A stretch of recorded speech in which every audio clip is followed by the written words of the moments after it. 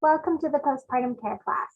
My name is Melissa and I am the Discharge Coordinator of the Postpartum Unit at the University of Washington Medical Center on the Montlake campus.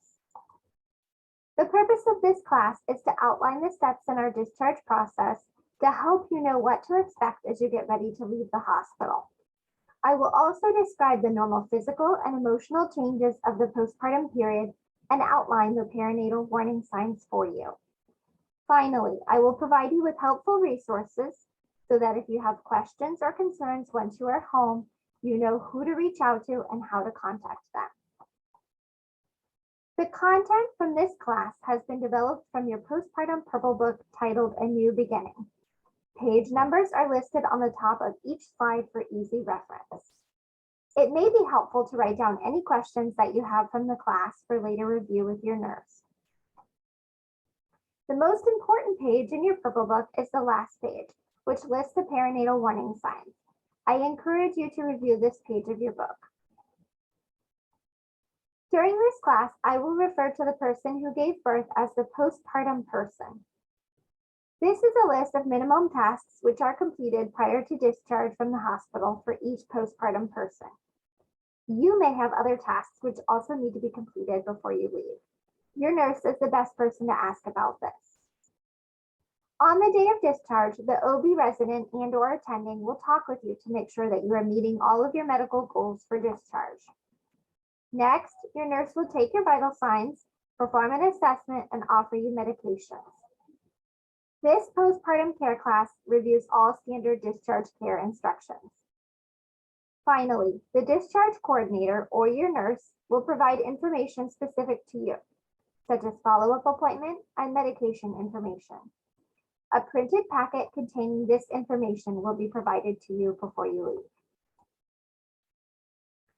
If you have a newborn who is leaving the hospital as well, the discharge process looks similar. Our pediatric team will make sure that your baby is meeting medical goals for discharge. This decision takes time and careful consideration. It is important that the parents and the care team both feel confident that baby is ready to go home. First, the nurse will check the baby's vital signs, perform an assessment, and complete any remaining newborn screenings. You can find a list of standard newborn screenings and their progress on your baby's whiteboard. Next, the pediatric team will examine your baby, talk with you about follow-up with a pediatrician, and discuss newborn care instructions with your family. Before you leave the hospital, please be sure to complete the Washington State birth filing form, which can be found in the inside pocket of your purple book. This form includes a front and a back and is the first step in obtaining your child's birth certificate and social security card. If you are legally married, this is the only form you will need to complete at this time. If you are not married and would like to complete paternity paperwork, please let us know and we will be happy to bring this form to you and provide further instructions. Finally, we will provide a printed information packet with instructions for your baby. At this time, we will also remove the security tag and recollect the Halo Swaddler blanket from you. When you are ready to leave the hospital, please press the call light on your remote and ask for a car seat check. A member of our care team will verify that your baby is appropriately strapped in before you leave. Just as with the postpartum person, this is a list of minimum tasks to be completed prior to discharge. Your nurse is the best person to ask if there are any additional tasks which need to be completed before your baby leaves the hospital. If you have a support person in the room with you, there are many tasks which they can help with on the day of discharge. For example, it's a good idea to pack up the car with your belongings. We do have carts available for you to borrow. If you need one, please let us know and we will bring one to your room. Prescription medications for the postpartum patient are sent downstairs to our outpatient pharmacy. It is located on the 3rd floor. A support person can pick these medications up. Alternatively, these medications can be delivered to your room via a service called Meds to Beds. If you would like this, please let your nurse know so that she can arrange it for you. If you are bringing a baby home with you, please bring the car seat to the room and prepare it for the baby. We also offer discount parking coupons at our front desk. Please pick one up before you leave if you have a vehicle parked on site. Now we will discuss the postpartum period, which refers to the 6 weeks after giving birth in which your body will slowly return to a non-pregnant state. Many body systems are affected by pregnancy, and there are lots of physical and emotional changes that happen during this time. In addition to these changes, you are recovering from the birth process, caring for a new little one, and maybe lactating. This is a lot to deal with, and you are not expected to handle it alone. Please be kind and patient with yourself and ask for help when you need it. Most importantly, pay attention to what your body is telling you. You will need to schedule a 6-week postpartum appointment with your primary OB provider. During this visit, your provider will make sure that you have recovered from pregnancy and birth and address any ongoing questions or concerns. Sometimes your provider may need to see you before the 6-week postpartum appointment. If you need to be seen in the next 1 to 2 weeks after birth, the discharge coordinator will assist you by making an appointment, and this information will be shared with you before you leave. Please plan ahead to attend these important appointments and call to reschedule if you cannot make it. Now let's talk about normal pain after giving birth. Some discomfort after birth is normal. If you gave birth vaginally, it is normal to experience some perineal discomfort and swelling for a few days. Usually this pain is described as a throbbing or aching pain. Your perineum may be swollen and tender to the touch. It is also normal to experience a slight stinging sensation upon urination from cuts in the tissue which may have occurred during delivery. If you gave birth via C-section, it is common to experience a deeper aching pain, burning or stinging around the site of your surgery, and a stretching or pulling sensation as you change positions. Additionally, many postpartum patients experience uterine cramping, especially while breastfeeding or pumping. The uterus contracts to reduce its size and return to your pelvis. The more babies you've had, the more intense the cramping pain can be. It is an important goal to ensure that your pain is well managed before you leave the hospital. Before you go home, you should feel that you can meet your basic needs and with a helper also care for your baby. Please speak with the OB team or your nurse if you have concerns about pain management. Let's discuss ways in which you can manage your pain at home. You know, every person's body experiences pain differently, and each birth experience is unique. So I will provide some general guidelines for you, but it's important to listen to your body and to do what feels right for you. Most postpartum persons take a medication anywhere from a few days to a few weeks after birth. Our preferred medications are extra strength doses of ibuprofen and acetaminophen, also known as Tylenol. If you cannot take one or both of these medications, an alternative pain management plan will be worked out with you. Each of these medications can be taken every 6 hours. Do not take more than the recommended dosages. You can stagger these pain medications for maximum around-the-clock pain relief by taking one medication and then 3 hours later the other. You can see a sample schedule on the screen. Ibuprofen tends to be more effective, so if you're feeling a bit of pain but don't feel like you need to take both medications, choose to take the ibuprofen. When you're ready, you can slowly taper your medications by decreasing your Tylenol dose to 1 tablet instead of 2. If this effectively manages your pain, continue to just take 1 Tylenol until you feel ready to stop taking it altogether. Then you can begin to decrease your ibuprofen doses as well. If you are experiencing uterine cramping, a heating pad or warm blanket can help with these pains. If you are experiencing vaginal discomfort, there are several options for you. You can use ice packs and witch hazel pads to reduce swelling and soothe your perineum. Dibucaine cream is a temporary numbing cream that is particularly helpful if you have sutures. You can apply it before using the bathroom to prevent stinging while urinating. These medications are part of our standard discharge prescriptions for you to take home.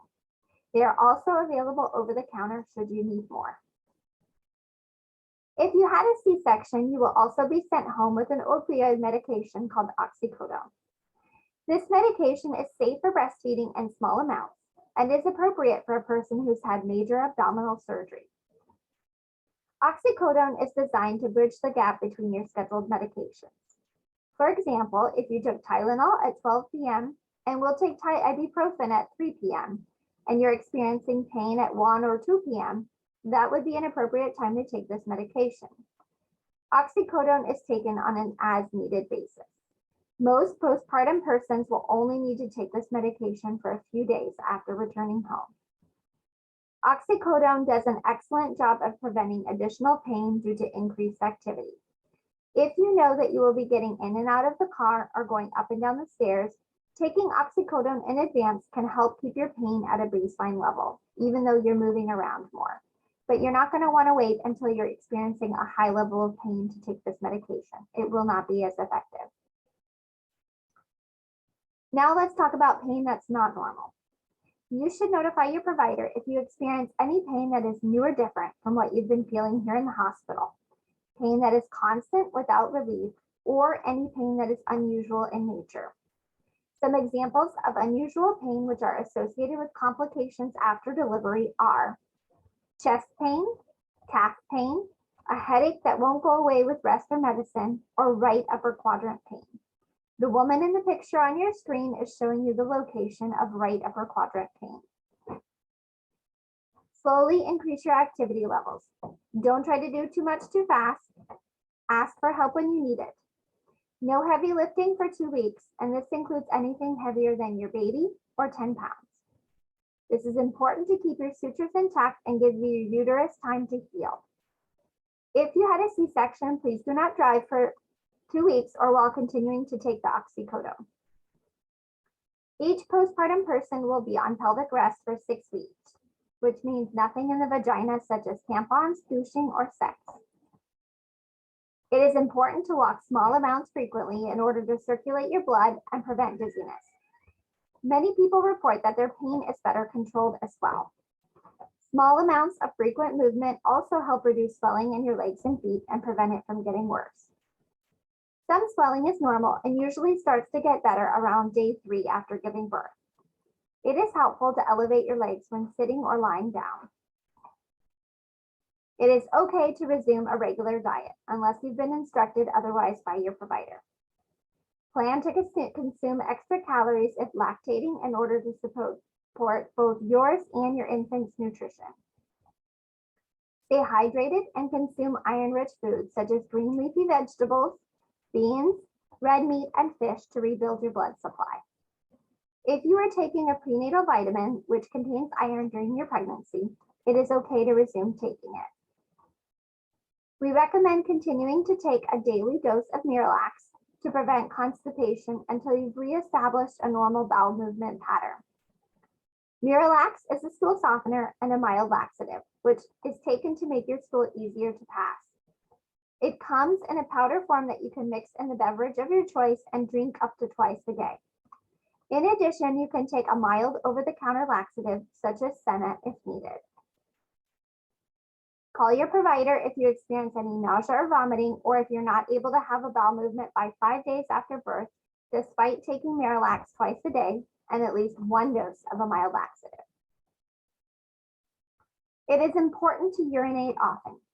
When your bladder is full, it can block your uterus from moving back down into your pelvis and cause discomfort. It is best to put yourself on a bathroom schedule every few hours to urinate, whether you feel like you need to go or not. You can use the perineal bottle to rinse yourself off and to dilute your urine. It's important to know what normal bleeding is after giving birth. If you had a vaginal birth, it's common to experience a normal period in terms of color, flow, and consistency for a few weeks. After that, you may have some light spotting or pinkish discharge. If you had a C-section, intermittent bleeding with increased activity is normal. You should notify your provider if you soak through one of our pink perineal pads in an hour or less, pass any blood clots larger than a golf ball in size, or if you have any foul-smelling discharge. If you had a C-section, it is important that someone takes a look at your incision every day to make sure that it is healing and that there are no signs of infection. If you are unable to see the incision yourself, ask someone to take a look at it for you. It's a good idea to cleanse around the incision every day to remove bacteria which grows on your skin. Don't scrub the incision directly, but let warm soapy water run over it and pat it dry with a clean towel. The steri strips which are on your incision will not come off on their own. You should remove them in the shower about 7 to 10 days after birth.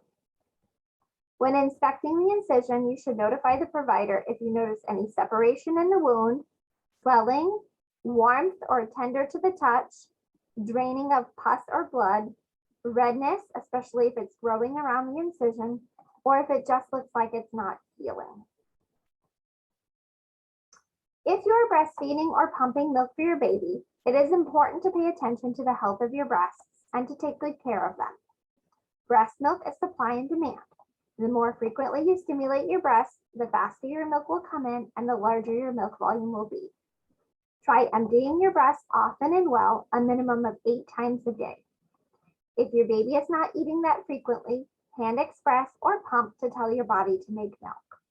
We expect your milk to come in around day 3 or early on day 4 after birth. It is normal for your breast to feel full and heavy or hard and lumpy as your milk comes in. You can relieve any discomfort by applying a warm washcloth and massaging in the direction of milk flow prior to feedings and apply ice afterwards. Please talk with your OB provider or a lactation specialist if you have concerns about feeding, milk production, or your nipples. Also call if you have symptoms of mastitis, which is an infection of the breast.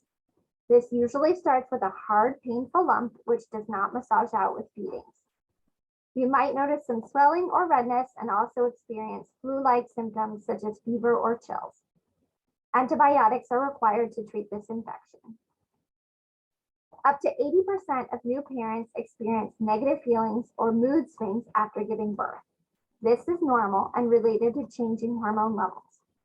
It is often referred to as the baby blues. What it looks and feels like is bursting into tears for no reason, getting your feelings hurt easily, feeling frustrated or impatient when others try to help you, or feeling anxious, nervous, or worried about small details.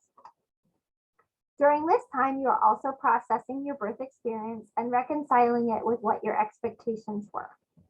These emotions usually level out by about 2 weeks after birth. This is an isolating time to be a new parent. Rates of postpartum depression in the community are currently high. Many of our normal support networks have been affected by COVID, but remember that you're not alone. Please call for help if you find it difficult to meet your basic needs, such as eating and sleeping, or if you do not want to be around your baby, or if you have any thoughts of harming yourself or someone else. Also call if you feel like the baby blues symptoms are not getting better after 2 weeks after birth.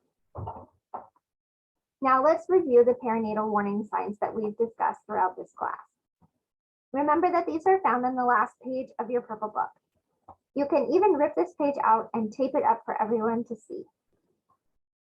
If you are experiencing any of the emergency conditions listed in the red box, such as chest pain, shortness of breath, or difficulty breathing, seizures, or thoughts of hurting yourself or someone else, please call 911. If you are experiencing anything in the yellowish orange box, please call your healthcare provider right away. If the clinic is closed or you can't get in touch with your provider, please call labor and delivery. I will provide that number to you on the next slide. Call for heavy bleeding if you pass any blood clots larger than a golf ball, are concerned about your incision, have a red or swollen calf, fever for any reason, or symptoms of a condition called preeclampsia.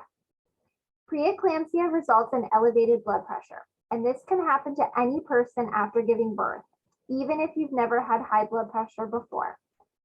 If your blood pressure becomes very high, it could become life-threatening.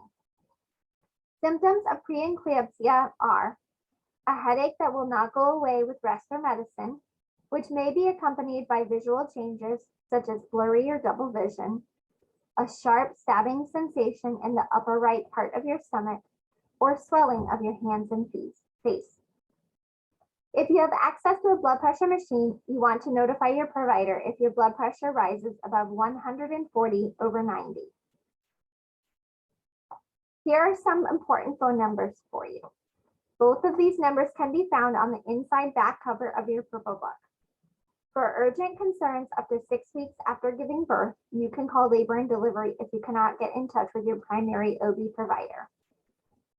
Also, here is the phone number for our lactation department here at Montlake if you have questions or concerns regarding breastfeeding. This slide offers some additional health resources regarding the warning signs associated with complications from birth, which are not included in your purple book.